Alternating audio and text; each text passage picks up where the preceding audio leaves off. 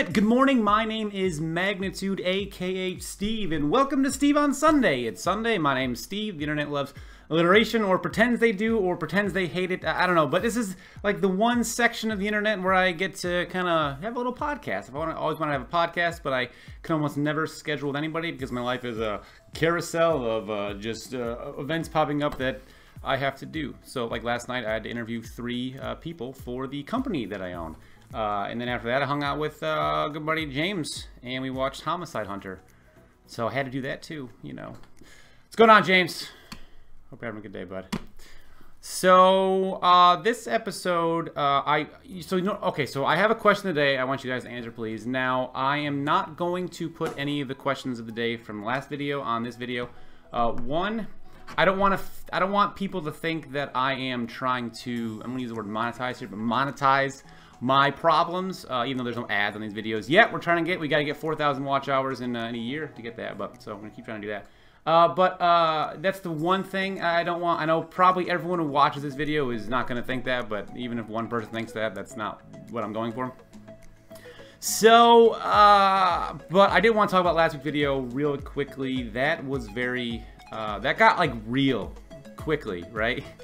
But I didn't really reply to any comments. I didn't really reply to anybody on Twitter or anything like that. I was having a hard time. I was. And, I really, like, genuinely appreciated all of the nice comments that I saw in the video. I read everything.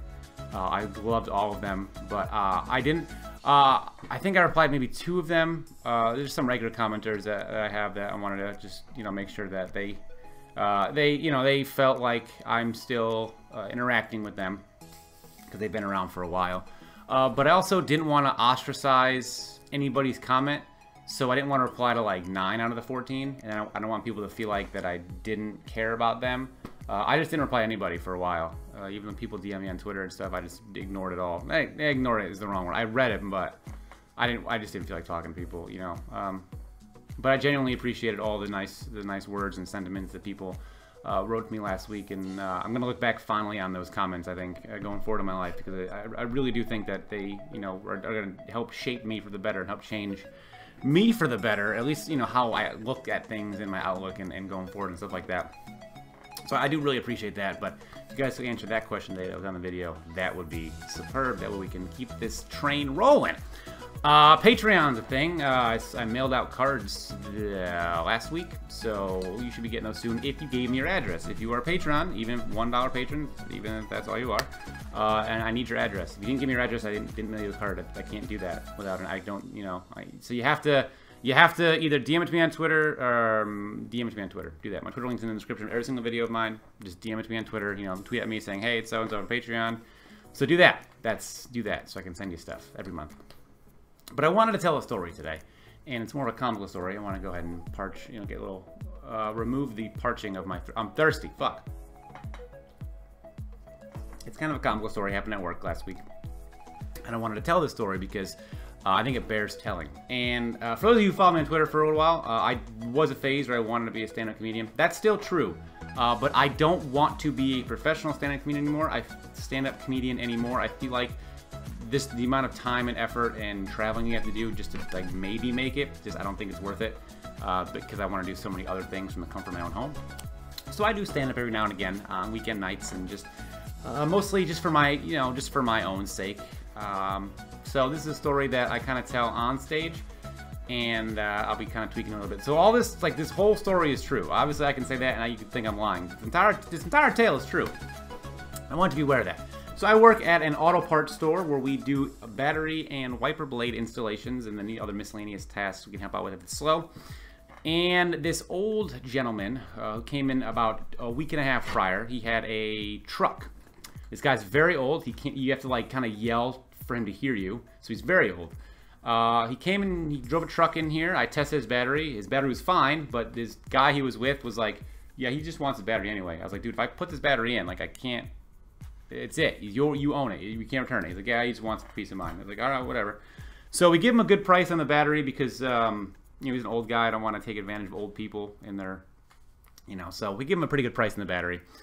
And so he comes back maybe so a week and a half after that with another car. It's like a 98, like I don't know. I want to say it's like a Chrysler Sebring. It wasn't, but it was just an old, it was like a 98 Chrysler. So it was not a very new car. And he comes back, and he parks in 4 handicap spots diagonally. He comes in, and he says that he needs to get his battery tested. His car died, and you got to get a jump to get here. Fine. So I look up quickly the battery. It turns out the battery's underneath the back seat of the car, which we can't do. They don't have removing bolts and stuff like that. It's not hard work, but it's the added liability, not something I want. So I tell him I can't do that, and he's like, "What?" So I had to yell to him I can't do that, and then he goes, "No, I took the seat out. You're good." All right, man. So I walk out there with the machine, and sure enough, he has the seat just entirely ripped out of the back of his car and flipped up. So it's just live wires and a battery down there. Like. There's a way to take the back seat out so it flips up. He just like, fuck that shit. Tore the whole fucking thing up and just lifted it up. It's just, it's leaning against the front seats. So there's live wires everywhere. There's the battery there, just exposed thing that shouldn't be exposed. This guy decided just to fucking cut the whole thing out and flip it up. So sure, yeah, it's safe in an accident now because now the back seat's not secured at all because you just fucking tore it out. So if you're in the back seat of this guy, and you get in an accident, it doesn't matter if you have a seatbelt on, you are now attaching yourself to a missile. So don't put the seatbelt on. You're probably safe without a seatbelt, to be honest. We can at least move around when the seat goes flying in the air. So I tried testing his battery, but it's a side post battery, and the way it was, the clamps of the battery tester couldn't get enough of the post of the battery. So I told him, listen, man, I can't test it with the machine that I have. There's just not enough current running through the terminals you have, and I'm not going to go dig in there because there's live wires around there. And if I die at a retail store, my ghost is going to be so fucking pissed. Like, if this is where I die, all the things I want to do in my life, this is how no, I tell him, no, I can't do that. But I do tell him that we can jump the car, and we can get him on his way, and he can, fine. So he goes, all right, so we'll do that. So I get the jump box out from work, and we go out with him, and I get in the back seat, and so does he. He's telling me that we're each going to hold one terminal, jump the car, which is great if there was a third person to start the car. So just jumping a battery without you starting the car isn't going to do anything. So if the battery's dead. So if the battery can't hold the charge, doesn't matter how long you're charging a battery for, as soon as you take it off and you go to start the car, it's still going to die. So he literally drops his keys in the parking lot to help me back here.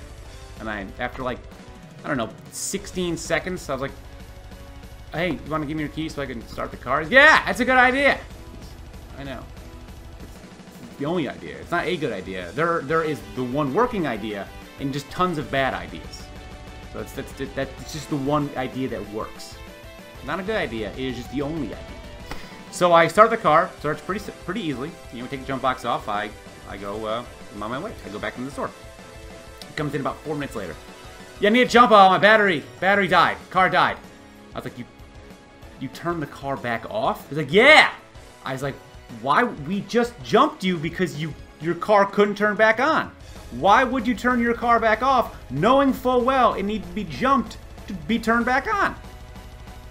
And then he didn't hear what I said. I didn't say it like that, but I pretty much I was like, you turned it off. I pretty much was just like, you turned the car off? He's like, yeah. And then that was a thought in my head. I'm not going to be mean to an old guy. It's just, I can't be mean to an old guy.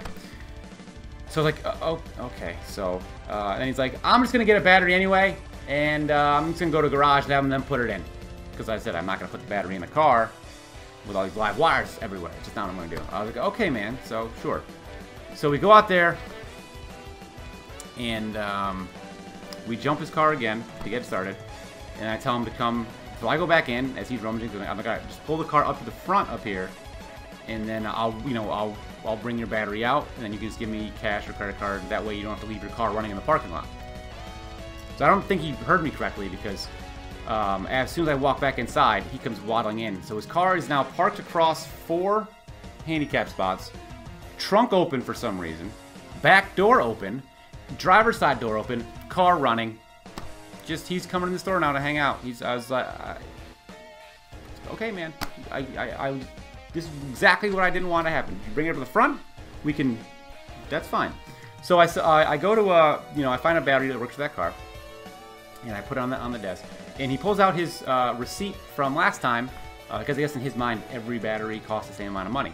Which, I mean, if you're not familiar with cars, you might think that that's the case. I mean, it's a logical thing to think. But this guy apparently used to own like a parts warehouse for 30 years. So he should be very aware of the price of batteries and how they're different based on the car. So the old battery that he had, the price was, you know, X retail. This battery is Y. Different cars, different batteries. Different grade of battery. So I tell him the price, and I was like, you know, he's like, oh, that's retail. What's my price? I was like, oh, did we just give this guy, like, did we just pretty much convince this guy he's going to come in here and just get super discounts all the time? Because that's just not, I mean, that's, you mark enough stuff down, you know, the regional managers, you know, eventually going to come looking in, LP's going to come looking in, loss prevention, like, what's going on down here? What do you give him, the great-grandfather a little discount here, bud? No. So I told him, like, I tried to explain to him, like, you know, different prices of different cars, different batteries are priced differently. You know, that battery was that price, this battery is this price. That's just the way it is. And he pulls out his old receipt. So his old receipt was on a 8x10, because if you have a commercial account, so regular people in like garages, we put it under a commercial account last time because he just said just to give him a good price. You know, he still paid in cash, so the account wasn't charged. But just to give him a good price. And then so he gives me the receipt. So this half here has, okay, this half of the receipt would have the price of the item, the you know, how much tax he paid, and the total with the, you know, credit card, tax, all down on this side. He only had this half of the receipt.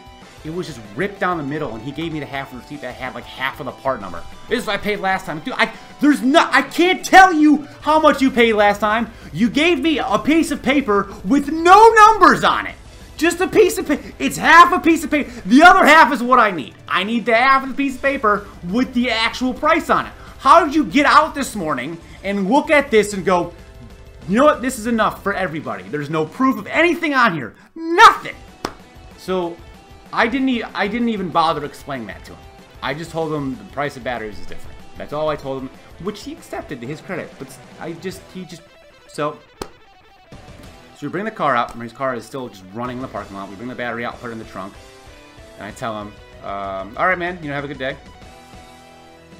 Go back in the store. About 4 minutes later, he comes back in the store. My car died.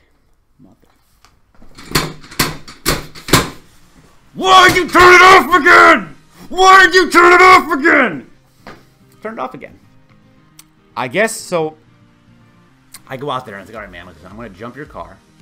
Then you're just gonna go to the garage next door, and they're gonna deal with the battery right now.